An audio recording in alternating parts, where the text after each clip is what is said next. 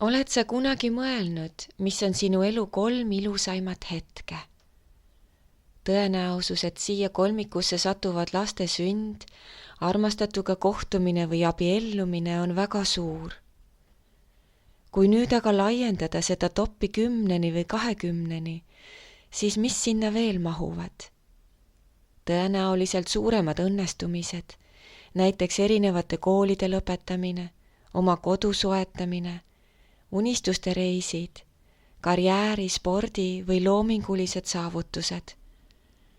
Kui neid sündmusi seada tähtsuse järjekorda, siis mis määrab järjekorras paiknemise? Mis on see määrav tunne, mille järgi otsustad?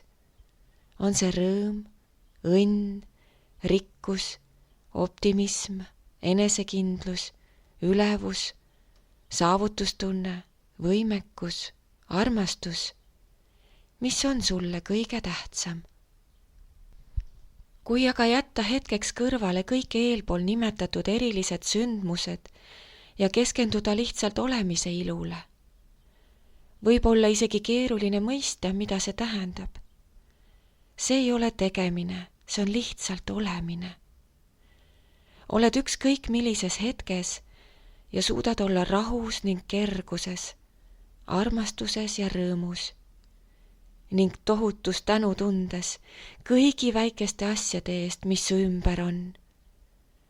See tähendab inimesi, nende säravaid silmi, siiraid sõnu ja sooja kallistusi. Nemad loovad selle tunde. Või õigem oleks öelda, et sina lood selle tunde, kogedes kõike seda. Selles olemises puuduvad maskid ja suurustamised.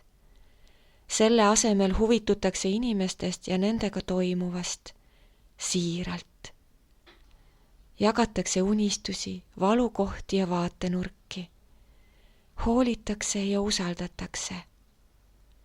Kus tead, et sa võid olla sina ise, väljendada omi mõtteid, hulleid ideid ja tundeid, ühesõnaga kõike, mis tuleb. Sind mõistetakse ja armastatakse ning hinnatakse just sellepärast, et julged olla ehe. Just see üks ja unikaalne sina ise. Kas see poleks mitte imeline?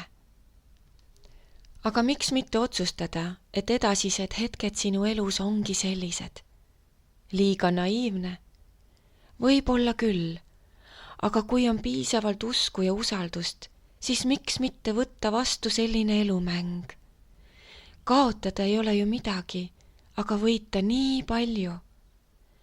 Selles olemises saad maha jätta seljakoti oma mineviku taagaga, kus kergitasid teadmatusest pead nii ohver, süüdistaja kui päästja või sisemine kriitik ja jumal teab, kes veel sisemaailma mängukaaslastest. Selle asemele valiksin mina küll elada avatud südamega omas mahlas ja eheduses.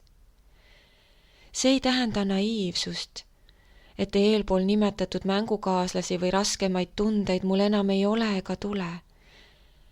See tähendab, et kui nad oma pead tõstavad, siis usaldan oma teadlikkust, kuidas end sisemiselt soovitud olemise ilusse juhtida ja särada iseeneses. See sisemine sära ja olemise ilu on meis kõigis olemas.